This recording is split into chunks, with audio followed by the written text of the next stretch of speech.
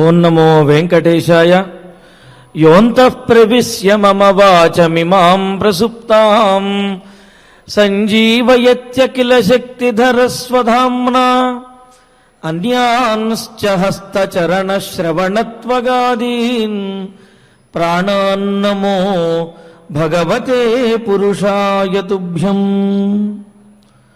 స్వామి యొక్క అనుగ్రహంతో ప్రతిరోజు కూడా ప్రాతకాలంలో మనం ఈ మాసంలో వామన పురాణ వైశిష్ట్యాన్ని, వామన పురాణంలో మనకు ఉపయోగకరమైనటువంటి విషయాలను ఏమేం బోధించారు వాటిని అన్నింటినీ కూడా క్రమంగా తెలుసుకుంటూ ఉన్నాము.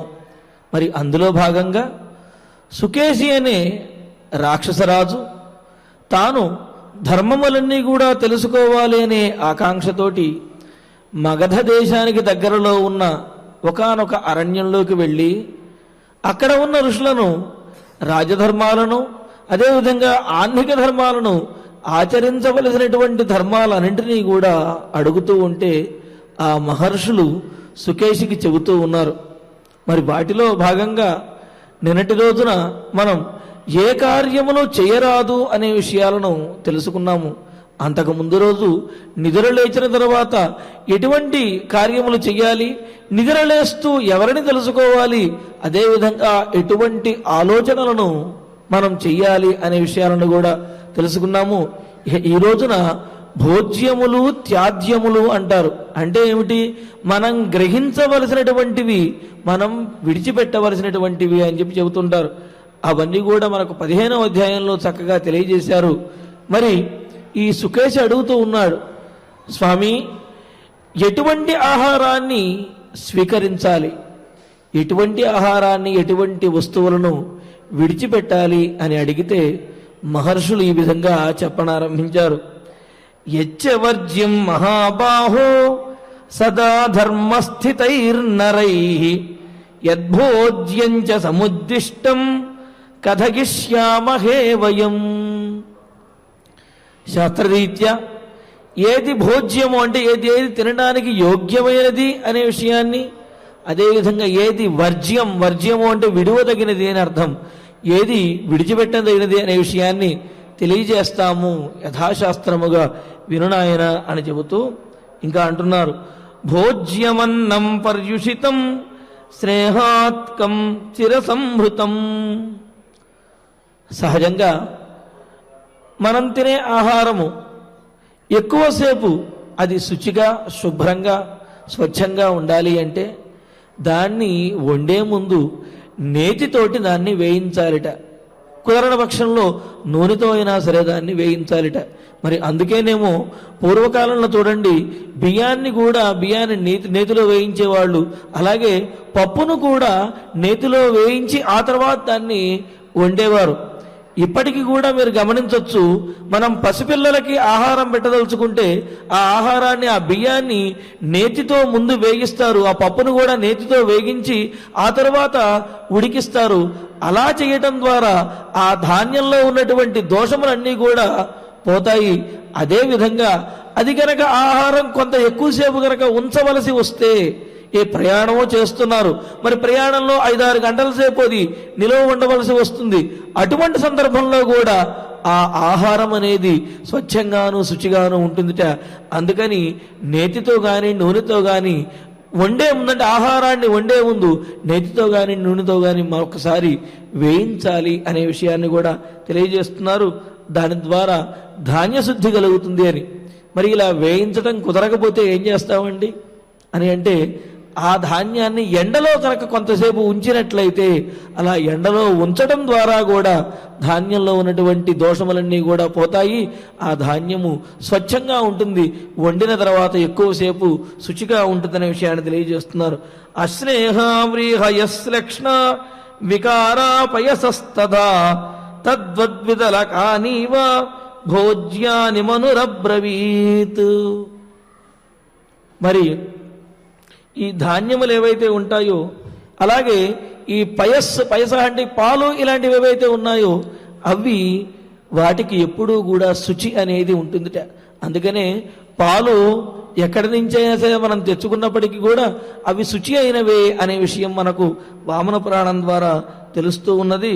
మరి ఇంతకుముందు చెప్పుకున్నట్లుగా నేతి ద్వారా నూనె ద్వారా అవి వేయించకపోయినా ఎండలో పెట్టడం ద్వారా శుచి అవుతాయి అని చెబుతూ, అదేవిధంగా ఈ ఎండలో పెట్టడం ద్వారా అనేకమైనటువంటి వస్తువులు శుచి అవుతాయంటూ పప్పు ధాన్యములు అదేవిధంగా కూరగాయలు మొదలైనవన్నీ కూడా ఎండలో ఉంచడం ద్వారా శుచి అవుతాయని, అందులో కూడా ఈ శాఖలు అవి అంటే శాఖలు అంటే ఈ ఆకుకూరలు అటువంటివి ఎక్కువసేపు ఎండలో పెట్టకపోయినా ఒక్కసారి సూర్యుని కనుక చూపించి తీసినట్లయితే వాటిలో శుచిత్వం కనుక కలుగుతుంది అనే విషయాన్ని తెలియజేస్తున్నారు.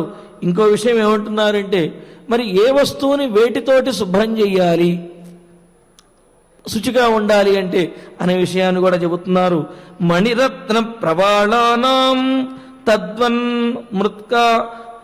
తద్వన్ముక్తా ఫలాని చ శైలదారుమయానాంచ తృణమూలౌషధాన్యపి సర్పధాన్యాజినానాంచ సంహతానాంచ వాససాం వల్కలానామశేషాణాం అంబునా శుద్ధిరిష్యతే.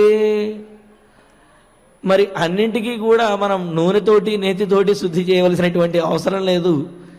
కొన్ని ప్రత్యేకమైనటువంటి ధాన్యముల విషయంలోనే వాటిని చెప్పారు. ఇక మిగతావి ఏవైతే ఉన్నాయో అవన్నీ కూడా నీటితోటే శుద్ధి అవుతాయి అంటూ. ఎలాగంటే ఈ మణులు రత్నములు ఏవైతే ఉన్నాయో అవి, అలాగే శిలలతోటి చెక్కలతోటి దారుమయాలుగా చేసినటువంటి వస్తువులు కానివ్వండి, అలాగే తృణధాన్యములు ఏవైతే ఉన్నాయో ఏవంటే గడ్డి వీటివి సంబంధించినటువంటివి, ఇవన్నీ కూడా నూతన వస్త్రములు, ఇవన్నీ కూడా నీటితోటే ఒక్కసారి నీటిలో ఉంచి తీయటం ద్వారానే వాటికి శుద్ధి అనేది కలుగుతుంది అని చెబుతూ, మరి వీటిలో శుద్ధిగా లేనటువంటి వాటిని అంటే ప్రత్యేకంగా కొంత కలుషితంగా కనిపించినట్లయితే వాటిని ఎలా శుద్ధి చేయాలి, ఏ ద్రవ్యంతో కనుక శుద్ధి చేస్తే వాటికి శుద్ధి కలుగుతుంది అనే విషయాన్ని చెబుతూ, బాగా జిడ్డుగా ఉన్నటువంటి వస్తువులు ఏవైతే ఉంటాయో వాటిని నువ్వుల నూనెతో కాచినటువంటి కషాయంతో కనుక శుద్ధి చేసినట్లయితే వాటికి పవిత్రత వస్తుందిట. మరి అదేవిధంగా నూలు ఉన్ని మొదలైనటువంటి బట్టలు ఏవైతే ఉంటాయో వాటిని బూడిద కలిపినటువంటి నీటిలో ముంచి తీసి ఆ తర్వాత వాటిని నీటితో శుభ్రం చేసుకున్నట్లయితే వాటికి శుచిత్వం అనేది వస్తుంది అనే విషయాన్ని తెలియజేస్తూ ఉన్నారు. మరి అదేవిధంగా ఈ జింక చర్మములు ఇవేవైతే ఉన్నాయో ఆసనాలుగా వినియోగించేవి అవి ఎప్పుడూ కూడా శుచిగానే ఉంటాయి, వాటికి ప్రత్యేకమైనటువంటి శుచి అవసరం లేదు అని. అదేవిధంగా ఈ ఉన్నితో చేసినటువంటి వస్త్రములు ఏవైతే ఉంటాయో ధావళి అంటూ ఉంటారు, అవి వాటిని సూర్యునికి చూపించినట్లయితే చాలు ఆ వస్త్రము పవిత్రమే అని చెబుతూ ఉంటారు. ఆ విధంగా ఏ వస్తువు ఏ విధంగా పవిత్రమవుతుంది, ఎప్పుడు అది యోగ్యమవుతుంది అనే విషయాన్ని కూడా మనకు చక్కగా తెలియజేశారు. మరి అదేవిధంగా ఎల్లప్పుడూ నిర్మలంగా పవిత్రంగా ఉండేటటువంటివి ఏవి అనే విషయాన్ని కూడా చెబుతూ, అంటే బాలుడు వృద్ధులు చేసేటటువంటి కృత్యములు ఎందుకు చెబుతున్నారంటే ఈ విషయాన్ని చిన్నపిల్లలు పసిపిల్లలు వారు ఏం చేస్తారో వారికి తెలియదు.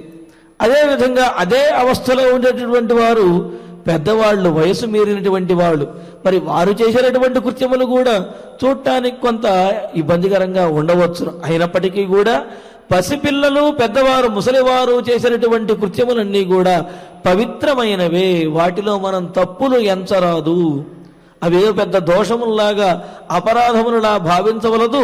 అవన్నీ కూడా పవిత్రమైనటువంటి పరిశుచి శుద్ధమైనటువంటి కార్యములే అనే విషయం చెబుతూ అవి అదేవిధంగా బాలుర యొక్క ముఖములు కూడా ఎల్లప్పుడూ నిర్మలమైనవి పవిత్రమైనవి అని చెబుతారు. అలాగా అంటే ప్రశంసించబడినటువంటి వస్తువులు ఇవన్నీ కూడా ఎల్లప్పుడూ పవిత్రంగా ఉంటాయి. ఏ విధంగా అయితే చిన్నపిల్లల యొక్క ముఖములు, అదేవిధంగా అనుభవజ్ఞులైనటువంటి పెద్దవారైనటువంటి వారి ముఖములు ఏ విధంగా పవిత్రంగా నిర్మలంగా ఉంటాయో, ఈ విధంగా ప్రశంసించబడినటువంటి వస్తువులు ఏవైతే ఉంటాయో అవన్నీ కూడా పవిత్రమైనవే అనే విషయాన్ని తెలియజేస్తూ, మరి ఆ తరువాత చెబుతున్నారు, మరి ఒక ప్రదేశము గనక శుద్ధి అవ్వాలి అంటే, ఇప్పటి వరకు వస్తువులు శుద్ధి అవ్వాలంటే ఏం చెయ్యాలి, ఏ ద్రవ్యంతో వాటిని శుద్ధి చేయాలి, వాటికి పవిత్రత ఎలా వస్తుందనే విషయాన్ని చెప్పి, ఇక ఇప్పుడు వస్తువులు అయిన తర్వాత ఈ భూమి అదేవిధంగా ప్రదేశములు గృహములు శుద్ధి అవ్వాలి అంటే ఏం చెయ్యాలి, ఎలా శుద్ధి అవుతుందంటే చెబుతున్నారు. ఇంకా కర్మాంతాంగారశాలాసు స్తనంధయసుతా స్త్రియ వాగ్విప్రుషో ద్విజేంద్రాణం సంతప్తాశ్చాంబుబిందవః.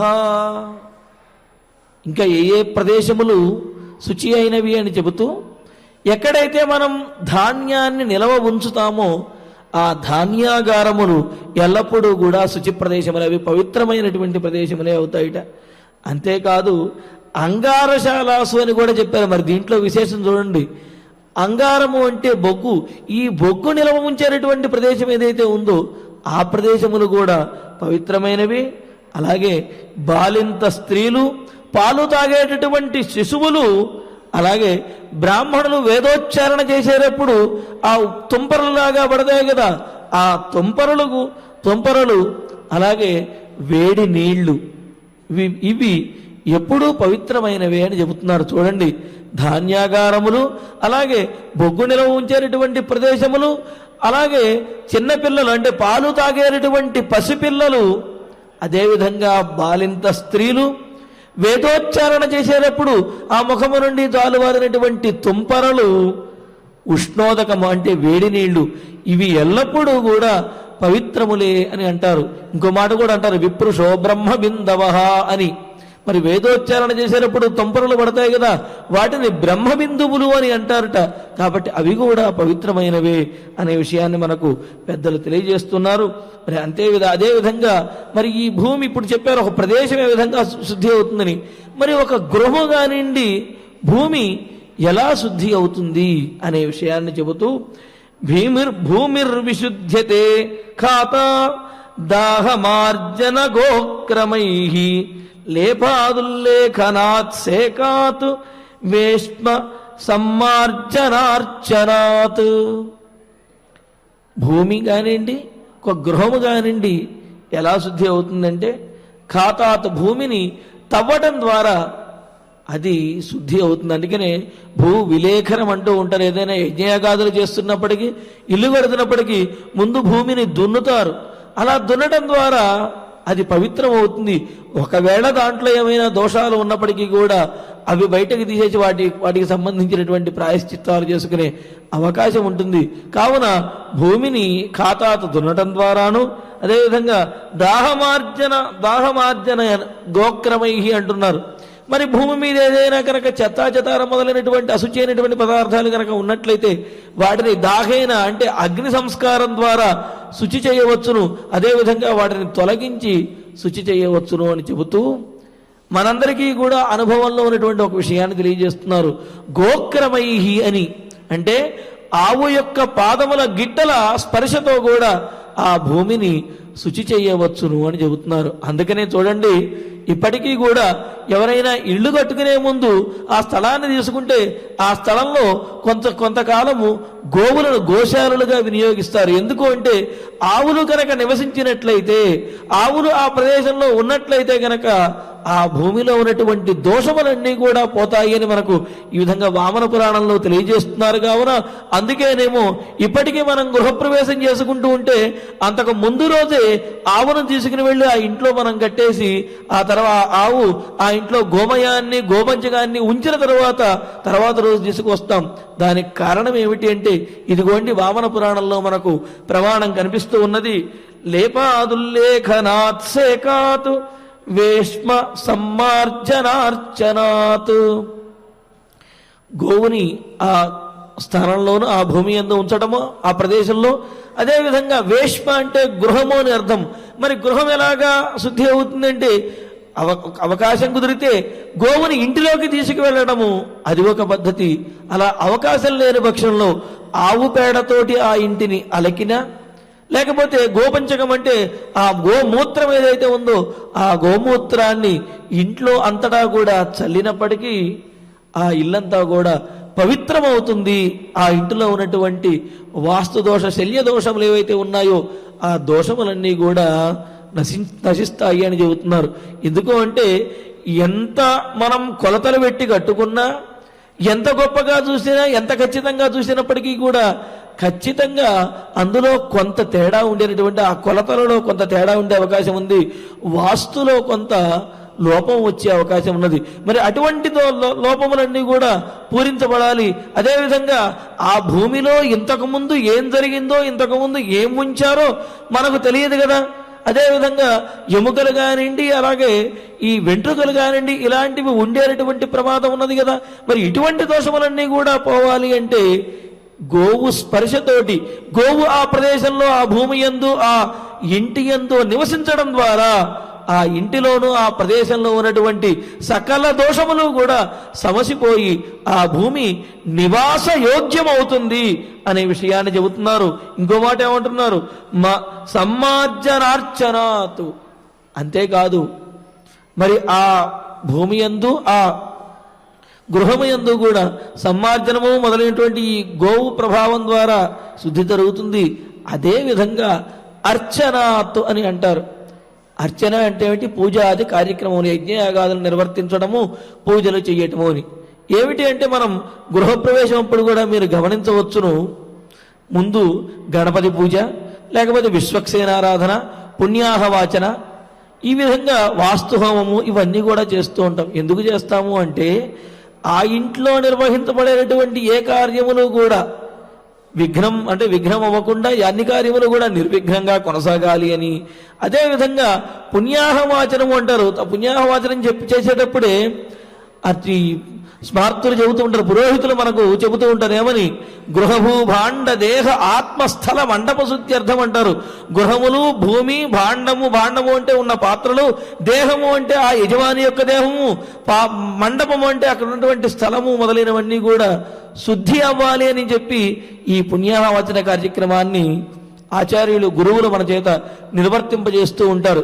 అంటే చూడండి, అంటే ఈ పూజలవి కూడా నిర్వర్తించేది ఆ గృహంలో ఉండేటటువంటి దోషములన్నీ సమసిపోవటానికి, వాస్తు దోషములన్నీ సమసిపోయి సకల అభ్యుదయములు కూడా ఆ ప్రదేశంలో, ఆ భూమి యందు, ఆ ఇంటి యందు నివసించేటటువంటి వారికి కలగటం కోసమని చెప్పి ఈ పూజాది కార్యక్రమాలు కూడా నిర్వర్తిస్తారట.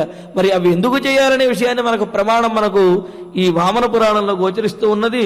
లేపాద్ ఉల్లేఖనాత్ సేకాత్ వేష్మ సమ్మార్జన అర్చనాత్ అంటూ ఈ విధంగా ఆ ఇంటిని శుభ్రం చేసుకోవచ్చు అని. అందులో కూడా మరి ఒక రాత్రి ఒక పగలు ఆవు చేత కనుక తొక్కించినట్లయితే ఆవు పేడతో అలికినప్పటికీ కూడా ఆ ప్రదేశము శుద్ధి అవుతుంది అని చెప్పి, అందుకనే నిద్ర చేయాలనే ఉద్దేశంతో ఒక రోజంతా కూడా ఆవుని ఆ ప్రదేశంలో, ఆ ఇంటిలో ఉంచడంలో ఉన్నటువంటి కారణం అదేనమాట. ఈ విధంగా మనం నివసించేటటువంటి స్థలాన్ని, మనం నివసించే గృహాన్ని కూడా ఎలా శుద్ధి చేసుకోవాలి, ఎప్పుడు అది నివాస యోగ్యమవుతుంది అనే విషయాన్ని తెలియజేసి, మరి చూడండి, చిన్న చిన్న విషయాలు కూడా పురాణాల్లో మహర్షులు విడిచిపెట్టకుండా చెబుతారు. ఏమని చెబుతున్నారు అంటే, ఏ ఏ పాత్రలను ఏ ద్రవ్యములతోటి శుద్ధి చేసుకోవాలనే విషయాన్ని కూడా తెలియజేస్తున్నారు. ఈ సత్తు పాత్రలు ఏవైతే ఉంటాయో, అదేవిధంగా సీసంతో చేసినటువంటి పాత్రలు, వాటిని ఉప్పు నీళ్లతో కనుక శుద్ధి చేసినట్లయితే అవి పవిత్రమవుతాయి. మరి రాగి పాత్రలను పులుపుతో కనుక శుభ్రం చేసినట్లయితే అవి పవిత్రమవుతాయి అని, మరి కంచు పాత్రలు ఏవైతే ఉంటాయో వాటిని బూడిద కలిపినటువంటి నీటితో కనుక శుభ్రం చేసినట్లయితే అవి యోగ్యంగా, అంటే వాడుకోవడానికి పవిత్రంగా యోగ్యంగా ఉంటాయి అని చెబుతూ, మరి దుర్వాసన కనుక వస్తున్నట్లయితే పాత్రల్లో ఏం చేయాలి అంటే మట్టితోటి వాటిని శుద్ధి చెయ్యాలి అని చెబుతారు. సహజంగా గంధవతి పృథివీ అని చెప్పి భూమి గంధం కలిగినటువంటిది భూమి అని చెప్పారు. కానీ ఇక్కడ చూడండి, గంధం ఏదైనా దుర్వాసన కనుక వచ్చినట్లయితే పాత్రలలో అది తొలగటానికి కూడా మట్టినే ఉపయోగించినట్లయితే పూర్తిగా మనం ఆ దుర్వాసనను పోగొట్టుకుని దానిలో పవిత్రతను, శుద్ధిని సాధించగలుగుతాము అనే విషయాన్ని చెబుతున్నారు. ఇంకో మాట కూడా అంటున్నారు, ఎవరెవరికి అంటే పిల్లలకి కానివ్వండి, పెద్దవాళ్ళకి కానివ్వండి, ఎలా శుద్ధి అనేది కలుగుతుంది అనే విషయాన్ని కూడా ఇక్కడ మహర్షులు మనకు తెలియజేస్తున్నారు. మాతు ప్రస్రవణే వత్సః శకుని ఫలపాతనే గర్ధభో భారవాహిత్వే శ్వామృగ గ్రహణే శుచి. ఎవరికి ఎలా శుద్ధి వస్తుంది అంటే, బిడ్డకి తల్లిపాలు తాగటం ద్వారా పసిబిడ్డకి శుద్ధి అనేది వస్తుంది. అలాగే శకుని ఫలపాతనే, అలాగే శకుని అంటే పక్షి, చిలుక తిని వదిలినటువంటి ఫలం ఏదైతే ఉందో ఆ ఫలం కూడా పవిత్రమైనదే, పరిశుద్ధమైనదే అని చెబుతున్నారు. ఇంకో మాట చూడండి, గర్ధభో భారవాహిత్వే. చూడండి, ఇక్కడ కర్తవ్యం అనే దాని గురించి చెబుతూ ఒక గాడిద గురించి చెబుతున్నారు. గాడిద కూడా పవిత్రం అవుతుంది అంటున్నారు. గాడిద పవిత్రం ఏమిటండి, అవటం ఏమిటండి అని మనకు కాస్త నవ్వు రావచ్చు. విషయం ఏంటంటే, భారవాహిత్వే, బరువుని మోస్తూ తాను చేయవలసినటువంటి పని చేస్తున్న గాడిద కూడా పవిత్రమైనదే అనే విషయాన్ని ఇక్కడ తెలియజేస్తున్నారు. గర్ధభో భారవాహిత్వే అంటే ఎవరు చేయవలసినటువంటి పనిని వారు సక్రమంగా నిర్వర్తిస్తూ కనుక ఉన్నట్లయితే వారు పవిత్రమైనటువంటి వారే అనే విషయం మనకు దీని ద్వారా తెలుస్తూ ఉన్నది. ఆ విధంగా మరి కాల్చినటువంటి ఇటుకలు ఇవన్నీ కూడా పరమ పవిత్రమైనవి. అందుకని యజ్ఞయాగాదుల్లో కూడా ఇష్టక నిర్మాణం అంటారు. ఇటుకలను వాడుతూ ఉంటాం అన్నమాట.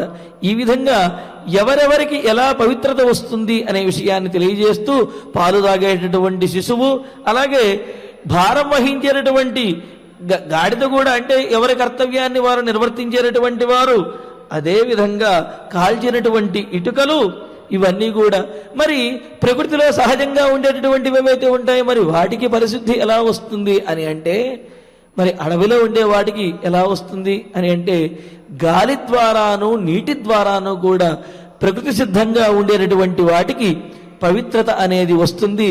నదులకు పవిత్రత అనేది ప్రవాహం ద్వారా వస్తుంది. అలా ప్రవహించేటటువంటి నదులు కూడా పరమ పవిత్రమైనవి అని చెబుతూ ఈ విధంగా వేటికి పవిత్రత ఎలా వస్తుందనే విషయాన్ని కూడా మనకు తెలియజేస్తున్నారు. మరి అంతేకాదు, తినకూడనటువంటి ఆహారాన్ని కనుక మనం గ్రహించినట్లయితే అప్పుడు ప్రాయశ్చిత్తం ఏమిటి, తెలియక కనుక గ్రహిస్తే దానికి ప్రాయశ్చిత్తం ఏమిటి అని అంటే చెబుతున్నారు. ఉపవాసం త్రిరాత్రం వా దూషితాన్నస్య భోజనే అజ్ఞాతే జ్ఞాత పూర్వే చ నైవ శుద్ధిర్విధీయతే. తెలియకుండా అజ్ఞానంతో అశుచి అయినటువంటి పదార్థాన్ని గనక తిన్నట్లయితే అపవిత్రుడవుతాడు. కానీ 3 రాత్రుల పాటు కనుక ఉపవాసాన్ని కనుక చేసినట్లయితే, త్రిరాత్రం అంటే 3 రాత్రులు కనుక ఉపవాసం కనుక చేసినట్లయితే అతనుకు ఆ అశుచి అయినటువంటి ఆహారాన్ని తీసుకోవడం ద్వారా వచ్చినటువంటి దోషము తొలగిపోతుంది అంటున్నాడు. ఇది ఎప్పుడు తెలియకుండా అశుచి అయినటువంటి ఆహారాన్ని తీసుకున్నప్పుడు. తెలిసి కనుక తీసుకుంటే మాత్రము ఎటువంటి ప్రాయశ్చిత్తము లేదు, దాని యొక్క దుష్ఫలితాన్ని అనుభవించి తీరవలసిందే అనే విషయాన్ని కూడా మనకు చక్కగా వామన పురాణంలో తెలియజేశారు. తెలియజేసి ఇంకో విషయం చెబుతున్నారు ఇక్కడ. మరి ఏ సందర్భంలో ఎవరిని కనుక తాకినట్లయితే మనం అశుచి అవుతాము, అప్పుడు స్నానం చెయ్యాలి అనే విషయాన్ని తెలియజేస్తూ, ఉదక్యాశ్వాననగ్నాంశ్చ సూతికాంత్యవసాయినః స్పృష్ట్వా స్నాయేత శౌచార్థం తథైవ మృతహారిణః.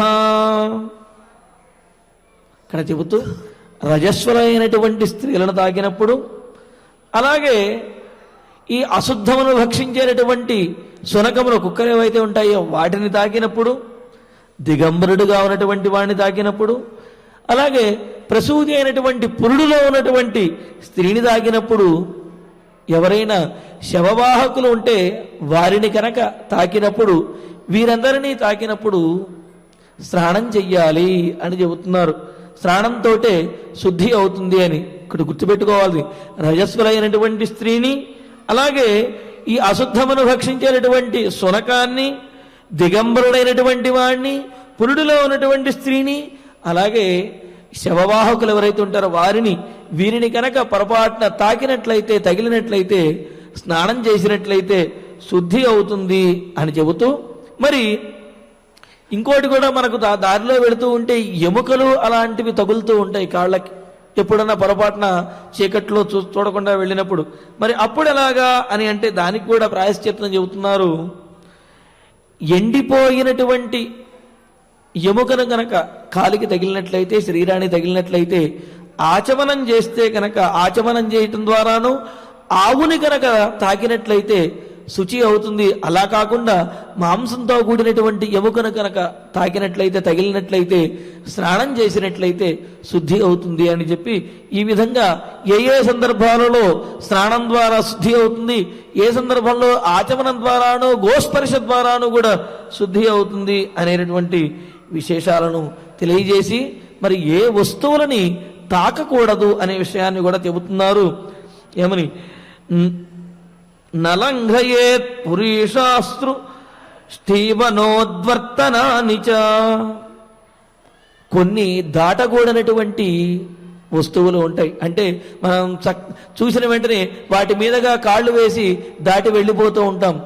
వేటిని దాటకూడదు అంటే మలమును, అలాగే ఎక్కడైనా రక్తం కనుక ఉన్నట్లయితే చుట్టూ తిరిగి వెళ్ళాలి తప్ప ఆ రక్తం పైనుంచి కాళ్ళు దాటి ఎగిరి వెళ్ళకూడదనమాట. రక్తమును, ఉమ్మిని, అదేవిధంగా ఎవరికైనా నలుగు పెట్టి పడేసేటువంటి పిండి ఏదైతే ఉంటుందో, అంటే వారి శరీరంలో ఉన్నటువంటి దోషములన్నీ కూడా ఆ నలుగు పెట్టి పడేసినటువంటి పిండిలో ఉంటాయి. కావున వాటిని కనుక దాటి వెళ్ళినట్లయితే ఆ దోషాలు వీడికి వచ్చేటటువంటి అవకాశం ఉన్నది. కావున ఆ నలుగు పెట్టినటువంటి పిండి ఏదైతే ఉంటుందో వాటిని, ఎవరికైనా దృష్టి తీసినటువంటి పదార్థాలు ఏవైతే ఉంటాయో ఆ పదార్థాలని కూడా కాళ్ళతో దాటి వెళ్ళకూడదు. అంటే వాటిని తాకకపోయినప్పటికీ కూడా వాటిని దాటి వెళ్ళడం కూడా దోషమే అవుతుంది అనే విషయాన్ని చెబుతున్నారు. కావున మనం మార్గంలో వెళ్ళేటప్పుడు చక్కగా చూసుకుని మన ముందు ఏమున్నది అనే విషయాన్ని చూసుకుంటూ జాగ్రత్తగా వెళ్ళాలి అనే విషయాన్ని మనకు పెద్దలు తెలియజేస్తున్నారు. ఇలాగా ఏ ప్రదేశాల్లో ఎలా వ్యవహరించాలి, మార్గంలో నడిచేటప్పుడు ఏ వస్తువులని దాటకూడదు అనే విషయాన్ని కూడా చెప్పి, మరి కొన్ని ప్రదేశాలలో ఒంటరిగా ఉండకూడదు అనే విషయాన్ని కూడా మనకు తెలియజేస్తున్నారు. నోద్యానాదౌ వికాలేషు ప్రాజ్ఞస్తిష్ఠేత్ కదాచన నాలపేత్ జన విద్విష్టం వీరహీనాం తథా స్త్రియం. ఉద్యానవనాలు ఉంటాయి. ఆ ఉద్యానవనాల్లో ఒంటరిగా అకాలంలో సంచరించకూడదనమాట. అంటే అనుచితమైనటువంటి సమయాల్లో, అర్ధరాత్రి పూట, మిట్ట మధ్యాహ్నము, ఎవరూ లేనటువంటి సందర్భాల్లో, అటువంటి సందర్భాల్లో ఈ ఉద్యానవనాల్లో వాటిల్లోనూ ఒంటరిగా ప్రాజ్ఞుడంటే తెలివైన వాడు ఎవడో కూడా సంచరించకూడదు అంటూ ఇంకో మాట కూడా చెబుతున్నాడు. కొన్ని ప్రమాదకరమైనటువంటి పనులు మనకు తెలియకుండా చేస్తూ ఉంటాం. జనద్వేషి అయినటువంటి వాడు, అంటే జనులందరి చేత చీకొట్టబడినటువంటి వాడు, అదేవిధంగా దోషిగా ఎవడైతే ఉంటాడో అటువంటి వాడితోటి మాట్లాడకూడదు, ఒంటరిగా మాట్లాడకూడదు అంటారు. అలా కనుక మాట్లాడినట్టయితే వీడికి వాడికి కూడా ఏదో సంబంధం ఉండి ఉంటుంది కాబట్టి వాడికి వేసినటువంటి శిక్షే వీడికి కూడా వెయ్యాలి అని చెప్పి జనము అనుకుంటారు, న్యాయస్థానములు కూడా అనుకుంటాయి. కావున అపరాధి అయినటువంటి వాడితోటి, అదేవిధంగా అందరి చేత చీకొట్టబడి అందరి చేత విడవబడిన వాడు ఎవడైతే ఉంటాడో అటువంటి వాడితో కూడా ఒంటరిగా మాట్లాడకూడదు, ఉద్యానవనాల్లో కూడా ఒంటరిగా తిరగకూడదు అంటూ ఇంకో మాట అంటున్నాడు. యజ్ఞయాగాదులను, అదేవిధంగా భగవంతుణ్ణి, పెద్దలని కూడా దూషించేవారు ఎవరైతే ఉంటారో వారిని తాకినప్పటికీ కూడా అశుచి అవుతాము. కావున అటువంటి వారితో కూడా మాట్లాడటం అనేది ప్రమాదకరము అని చెబుతూ, మరి అటువంటి వారితో మరి తెలియకుండా మాట్లాడితే ఏం చేయాలి అంటే చెబుతున్నారు, సూర్యుడిని చూచినట్లయితే పవిత్రులు అవుతారట. అంటే ఎవరైతే భగవంతుణ్ణి, గురువులని, పెద్దలని దూషిస్తారో, ఎవరైతే యజ్ఞయాగాదులను దూషిస్తారో, ఎవరైతే లోకానికి, జనానికి మంచి చేసేటటువంటి విషయాలను వ్యతిరేకిస్తారో అటువంటి వారితో మాట్లాడినా, వారిని స్పృశించినా సరే దోషమే. మరి ఆ దోషం ఎలా పోతుంది అంటే సూర్యుని చూసి నమస్కారం చేసుకున్నట్లయితే మరి అయోగ్యులతో మాట్లాడడం ద్వారా వచ్చినటువంటి దోషం అనేది పోతుంది అని చెప్పి ఈ విధంగా చెబుతూ ఇంకో మాట కూడా చెబుతున్నారు. ఏమని అంటే, ఇంతకుముందు ఆహారాన్ని ఎవరెవరి నుండి తీసుకోకూడదు అనే విషయం చెబుతూ, అభోజ్యా సూతికాషండ మార్జారాకు శ్వకుక్కుటా పతితాపవిద్ధ నగ్నాశ్చ అని చెబుతూ, అయోగ్యులైనటువంటి వారి నుండి ఆహారాన్ని గ్రహించకూడదు అన్నారు. ఎవరండి అయోగ్యులు మాకు ఎలా తెలుస్తుంది అని అంటే, 10 రకాల వారిని మనకు సూచించింది శాస్త్రం. వారిని సూతికాదులు అని అంటారట. ఎవరు ఆ సూతికాదులు అంటే, సూతికాహ షండాహ మార్జారాహ ఆఖు శ్వాన కుక్కుట పతిత అపవిద్ధ నగ్న అధమ అని చెప్పి ఈ విధంగా 10 మందిని 10 రకాల వారిని మనకు తెలియజేశారు. ఈ 10 రకాల వారి నుండి కూడా ఆహారాన్ని తీసుకున్నట్లయితే అశుచి అవుతారు అనే విషయాన్ని చెబుతున్నారు. మరి ఎవరు సూతిక అని అంటారంటే చెబుతున్నారు చూడండి. బ్రహ్మణి బ్రాహ్మణస్యైవ యావరోధత్వమాగతౌ తావుభౌ సూతికేత్యుక్తౌ తయోరన్నం విగర్హితం. ఋషులను అదేవిధంగా పండితులను భ్రష్టుపట్టించినటువంటి స్త్రీలు ఎవరైతే ఉంటారో వారిని సూతిక అని అంటారట. కావున అంటే ఇతరులను దుర్మార్గంలో ఉంచేటటువంటి, దుర్మార్గ ప్రవృత్తిలో ఉంచేటటువంటి స్త్రీ ఎవరైతే ఉంటారో వారిని సూతిక అని అంటారట. మరి అటువంటి సూతిక గృహము నుండి కూడా ఆహారాన్ని స్వీకరించకూడదు అని అంటున్నారు. ఇంకో మాట అంటున్నాడు, నజుహోతి ఉచితే కాలే నస్నాతి నదాతి చ పితృదేవతార్చనా హీన సషండ పరిగీయతే అని చెబుతున్నారు. ఇంకో మాట అంటే, ఎవరైతే చేయవలసినటువంటి నిత్య కర్మానుష్ఠానాన్ని నిర్వర్తించరో, ఎవరైతే స్నానం చెయ్యరో, అలాగే పితృదేవతార్చనాదులు పితృదేవతలకు అదేవిధంగా దేవతలకు ఋషులకు కూడా ఎవరైతే పూజలను చెయ్యరో, అంటే దేవర్షి పితృతర్పణాలను ఎవరైతే ఆచరించరో వారిని షండాహ అని అంటారట, షండులు అంటారట. అటువంటి వారి నుండి కూడా మనం ఆహారాన్ని స్వీకరించకూడదు అంటున్నారు. అంటే ఏమిటి? అశుచిగా స్నానం చేయనటువంటి వారు, అదేవిధంగా తాము చేయవలసినటువంటి నిత్యకర్మానుష్ఠానాలను నిర్వర్తించినటువంటి వారు ఎవరైతే ఉంటారో వారిని షండులు అని అంటారు. వారి నుండి కూడా ఆహారాన్ని స్వీకరించకూడదు అంటూ ఇంకో మాట చెబుతున్నారు. మార్జారహ అంటే ఎవరో చెబుతున్నారు, దంబార్థం జపతే యశ్చ తప్యతే జగతే తథా పరత్రార్థముద్యుక్తో సమార్జార ప్రకీర్తిత అంటున్నారు. అంటే కేవలము గర్వంతో ఇతరులను మెప్పు పొందడం కోసం ఈ అనుష్ఠానాలను జపములను చేసేటటువంటి వారు, తపస్సులను ఆచరించేటటువంటి వారు అంటే ఏమిటి? కేవలం గర్వంతో స్వార్థంతో ఇతరులను ఇబ్బంది పెట్టాలనే ఉద్దేశంతో ఎవరైతే ఈ తపస్సులను జపములను ఆచరిస్తారో వారితోటి, అలాగే ఇంక చివరిగా చెబుతున్నారు, పరత్రార్థముద్యుక్త ఇతరులకు ఏమాత్రము కూడా ఉపకారము చేయనటువంటి వారు ఎవరైతే ఉంటారో అటువంటి వారిని మార్జారహ అని అంటారు. అటువంటి మార్జారుల నుండి కూడా ఆహారాన్ని ఏమాత్రము స్వీకరించకూడదు అంటున్నారు. ఇంకో మాట చెబుతున్నాడు, ఆఖు అంటే ఎవరో చెబుతున్నారు, విభవేశతి నైవాత్తి న దదాతి జుహోతి చ తమాహు ఆఖుం తస్యాన్నం భుక్త్వా కృచ్ఛ్రేణ శుద్ధ్యతి. ఎంత సంపదలు ఉన్నప్పటికీ కూడా ఎవరికి కూడా దానం చేయడు, ఏ పూజాది కార్యక్రమాలకు కూడా ఉపయోగించడు. అటువంటి వాణ్ణి ఆఖు అని అంటారు. అంతేకాదు అతన్ని ఈ మూషక అని కూడా అంటారట. అటువంటి వాడి యొక్క ఆహారాన్ని కూడా స్వీకరించకూడదు అనే విషయాన్ని తెలియజేస్తూ, యః పరేషాం హి మర్మాణి నికృత్తన్నివ భాషతే నిత్యం పరగుణద్వేషి సశ్వాన ఇతి కథ్యతే. నికృంతన్నివ భాషతే అని అంటున్నారు.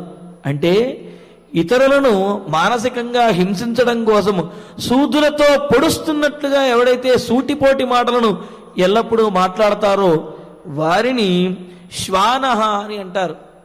అంటే శునకంతో సమానమైన వాడు అని అర్థం అనుకుంటాను. అలాగా ఆ శ్వానః అని అంటారు. ఈ విధంగా ఎప్పుడూ కూడా నిష్ఠురాలు ఎవరైతే మాట్లాడతారో ఆ నిష్ఠురాలు మాట్లాడేటువంటి వారి నుంచి కూడా ఆహారాన్ని స్వీకరించకూడదు అనే విషయాన్ని చెబుతూ ఇంకా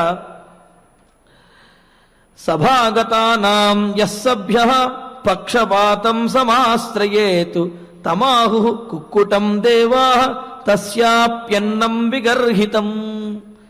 కుక్కుటః అంటే ఏమిటో చెబుతున్నారు. ఒక సభ జరుగుతున్నప్పుడు ఎక్కడైనా న్యాయం చెప్పవలసి వచ్చినప్పుడు తనవారు పరాయి వారు అనేటువంటి స్వార్థ పరార్థములను పాటిస్తూ పక్షపాత బుద్ధితోటి ఎవరైతే వ్యవహరిస్తారో వారిని కుక్కుటః అని అంటారుట. అటువంటి వారి వద్ద కూడా ఆహారాన్ని స్వీకరించకూడదు అంటూ స్వధర్మం యస్సముత్సృజ్య పరధర్మం సమాశ్రయేత్ అనాపది సవిద్వద్భిః పతితః పరికీర్త్యతే.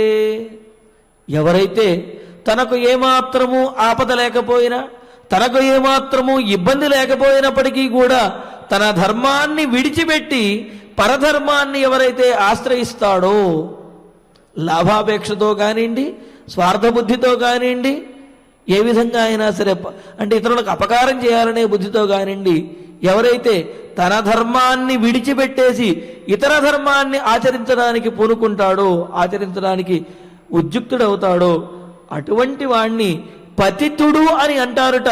అటువంటి పతితుని వద్ద కూడా ఆహారాన్ని వారి ఇంట్లో కూడా ఆహారాన్ని స్వీకరించకూడదు అంటూ ఇంకా అంటున్నాడు దేవత్యాగి పితృత్యాగి గురుభక్త్యరతస్తథా గోబ్రాహ్మణ స్త్రీ వధకృతః అపవిద్ధః సకీర్త్యతే. అపవిద్ధుడు అంటే ఎవరో చెబుతున్నారు. అంటే దేవదూషకుడు, దేవత్యాగి దేవుళ్లను దేవతలను విడిచిపెట్టేసినటువంటి వాడు, పితృత్యాగి అంటే తల్లిదండ్రులను విడిచిపెట్టినటువంటి వాడు, గురుభక్తి యందు ఏమాత్రము నమ్మకం లేనటువంటి వాడు, గురువులను నిందించేటటువంటి వాడు, గో బ్రాహ్మణ స్త్రీ వ్రతకృత గోవులను బ్రాహ్మణులను స్త్రీలను వధించేటటువంటి వాడు ఎవరైతే ఉంటాడో అటువంటి వాడిని అపవిద్ధుడు అని అంటారు. అటువంటి అపవిద్ధుల యొక్క ఆ ఇంట్లో గృహంలో ఏమాత్రము ఆహారాన్ని స్వీకరించకూడదు అనే విషయం చెబుతూ ఇంకా ఏషాంకులే నవేదోస్తి నశాస్త్రం నైవ చౌవ్రతం తేనగ్నాః కీర్తితా సద్భిః తేషామన్నం విగర్హితం. ఎవరి యొక్క వంశంలో అయితే వేదముల మీద ఇచ్ఛ ఉండదో, అదేవిధంగా భగవద్భక్తి ఉండదో, శాస్త్రాదుల మీద ప్రవృత్తి అనేది ఉండదో వారిని నగ్నాహ అని చెప్పి అంటారుట. అటువంటి వారి ఇంట్లో ఆహారము కూడా గర్హితమే, దూషితమే అనే విషయం చెబుతూ ఉన్నారు. చివరిగా ఇంకొక మాట చెబుతూ ఆశార్తానామదాతాచ దాతుశ్చ ప్రతిషేధకః శరణాగతం యస్త్యజతి సచండాలోధమో నరః. చండాలురు అధములు అనే విషయాన్ని తెలియజేస్తున్నారు. ఎవరు అంటే ఆశార్తానామదాతాచ ఆశ పెట్టి నీకు ఇస్తాను రా అని చెప్పి వచ్చిన తర్వాత నేను ఇవ్వను అవతలకపో అని చెప్పి ఆశ పెట్టి పొమ్మనేటువంటి వారు ఇవ్వకుండా ఉండేవాడు. ఒకవేళ తాను ఇవ్వకపోయినా పక్కవాడేదైనా దానం చేస్తూ ఉంటే ఆ దానానికి కూడా అడ్డుకునేటటువంటి వాడు, అదేవిధంగా తనను ఆశ్రయించినటువంటి తన సేవకులు ఎవరైతే ఉంటారో వారిని రక్షించనటువంటి వాడు ఎవరైతే ఉంటాడో వాడిని చండాలుడు అధముడు అని అంటారట. అటువంటి వాడి యొక్క ఆహారాన్ని కూడా స్వీకరించకూడదు. ఒకవేళ ఇటువంటి వారి దగ్గర ఆహారాన్ని కనుక పొరపాటున తెలియక స్వీకరించినట్లయితే చాంద్రాయణ వ్రతాన్ని ఆచరించి ఆ దోషాన్ని పోగొట్టుకోవాలి అని చెప్పి ఈ విధంగా ఎవరెవరి వద్ద ఎటువంటి వారి వద్ద మనం ఆహారాన్ని గ్రహించవచ్చు, ఎటువంటి వారి వద్ద ఆహారాన్ని గ్రహించరాదు అనేటువంటి అనేకమైన విశేషాలను తెలియజేస్తూ సాధారణంగా మరి తీసుకోకూడనటువంటి ఆహారాన్ని కనుక తీసుకోకూడనటువంటి వారి దగ్గర నుంచి కనుక ఆహారాన్ని తీసుకుంటే సాధారణమైనటువంటి ప్రాయశ్చిత్తంగా చెప్పింది మాత్రం 3 రాత్రుల పాటు ఉపవాసం కనుక ఉన్నట్లయితే సాధారణమైనటువంటి ప్రాయశ్చిత్తం అవుతుంది తీసుకోకూడనటువంటి ఆహారాన్ని తీసుకున్నప్పుడు అని చెప్పి ఈ విధంగా ఎటువంటి ఆహారము దూషితము, దానికి ఎటువంటి ప్రాయశ్చిత్తములు చేసుకోవాలి, ఎక్కడ మనం జాగ్రత్తగా ఉండాలి, ఎక్కడ పడితే అక్కడ ఆహారాన్ని స్వీకరించకూడదు అని మనకు చక్కగా ఋషులందరూ కూడా వామన పురాణంలో బోధించారు.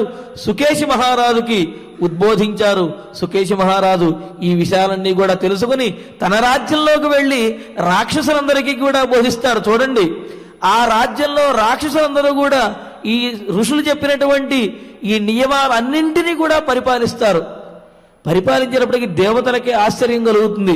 మరి ఆ విశేషాలన్నింటినీ కూడా తరువాతి ప్రవచనంలో మనం తెలుసుకుందాము.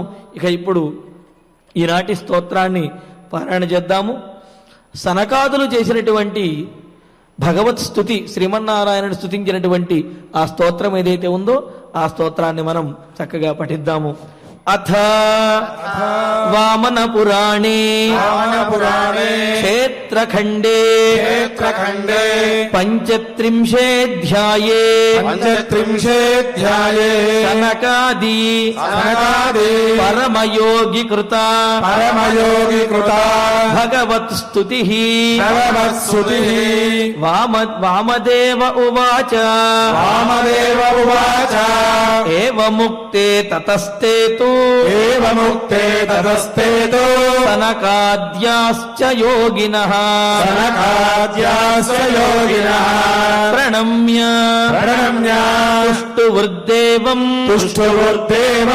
వైనతేయోపరిస్థితం సనకాద్యావూచుః జయ యజ్ఞపతే దేవా జయనాథ జయాక్షరా జయ శంఖధరాచింత్య జయ చక్రధరావ్యయ విభో జయ విశాలాక్ష పరమాత్మన్ జయాచ్యుత జయ దంష్ట్రాగ్రవిన్యస్త మహీపద్మ జయేశ్వర జయ సర్వదా సర్వేశ జయ సర్వహృది స్థిత పద్మనాభ జయ జయ పురుష మానద మాయయా తవ మోహిన్యా దేవాశ్చాపి విమోహితాః అనేకరత్న సంఛన్న సువర్ణ మకుటాయతే నతాస్మః అచింత్య రూపాయ యోగిధ్యేయాయ తే నమః నతాస్మః అత్యంత శుద్ధాయ సర్వజ్ఞాయాదివేధసే పరబ్రహ్మ రూపాయ నతాస్మః వరదాయినే అవ్యక్తాయ అప్రమేయాయ శ్రీధరాయ సువర్చసే శ్రియః కాంతాయ కాంతాయ భక్తానాం ముక్తిదాయినే చక్రాదిలోకపాలానాం పాలయిత్రే నమోస్తుతే పీతాంబరాయ తే నిత్యం నతాస్మా పురుషోత్తమా వ్యాప్తం త్వయా నాథ తమస్సు దీప్తం విశ్వాత్మనాశేష నివాసినా విభో వామధ్య సర్వే వయమీషితారం నతాస్మ పద్మాభువి నతాస్మ పద్మాభవిలోలలోచనం తన్నాస్తి కించిత్ రహితం త్వయా హరే సమస్తలోకేష్వపి జాతు యత్ స్యాత్ వందామహే త్వాం విమలార్కవర్ణం కిరీటహారోజ్వలితం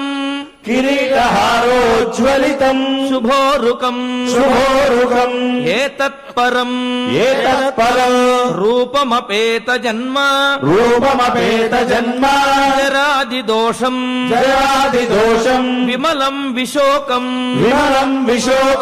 అదృష్టపూర్వం మనుజామరాజ్యైః నతాః విద్యుతో జ్వలితో రుషోభం ఇతి వామన పురాణే క్షేత్రఖండే పంచత్రింశేऽధ్యాయే సనకాది పరమయోగి కృత భగవత్ స్తుతి. చూడండి, గరుడ వాహనాన్ని అధిష్ఠించినటువంటి స్వామిని స్తుతిస్తూ సనకసనందనాది మునులందరూ కూడా స్వామివారిని కీర్తిస్తూ ఉన్నారు. మరి ఇటువంటి స్వామిని ఈ స్తోత్రం చేయడం ద్వారా వచ్చేటటువంటి ఫలాన్ని మనకు ఆ చివరి శ్లోకంలో తెలియజేశారు. స్వామి, నీ రూపము చాలా గొప్పదిగాను ఆది మధ్యాంతరహితుడైనటువంటి వాడివి, నీవు నిత్య యవ్వనంతో శోభించినటువంటి వాడివి, అచింత్యాద్భుత నిత్య యవ్వన స్వభావ లావణ్య తేజో రత్నాకరుడైనటువంటి వాడివి అని కీర్తిస్తూ ఎవరైతే ఈ స్తోత్రాన్ని కనుక పఠిస్తారో వారికి జరాది దోషము అంటే ఈ వార్ధక్య దోషం ఏదైతే ఉంటుందో ముసలితనం వల్ల వచ్చే దోషములు, ఆ ముసలితనము వచ్చే లక్షణాలు ఏవైతే ఉంటాయో అవన్నీ కూడా తొలగుతాయి. విశోకం అంటే శోకరహితంగా ఉంటారు. అలాగే అదృష్టపూర్వం మనుజామరాజ్యై అని చెప్పినట్లుగా స్వామి ఈ రూపం అనేది ఇంతకుముందు మానవుల చేత గాని దేవతల చేత గాని చూడబడలేదు. అదేవిధంగా ఈ స్తోత్రాన్ని పఠించినటువంటి వారి యొక్క రూపము కూడా ఆరోగ్యంగా వర్ధిల్లుతుంది అనే విషయాన్ని మనకు చక్కగా తెలియజేశారు. ఇక ఇప్పుడు మనం క్షమాప్రార్థన మంగళాదులతోటి మన కార్యక్రమాన్ని సుసంపన్నం చేసుకుందాము. అధ క్షమాప్రార్థన యదక్షరపదభ్రష్టం మాత్రాహీనం చ యద్భవేత్ తత్సర్వం క్షమ్యతాం దేవ నారాయణ నమోస్తుతే. అథ భగవత్ సమర్పణం కాయేన వాచా మనసేంద్రియైర్వా బుద్ధ్యాత్మనా వా ప్రకృతే స్వభావాత్ కరోమి యద్యత్ సకలం పరస్మై నారాయణాయేతి సమర్పయామి.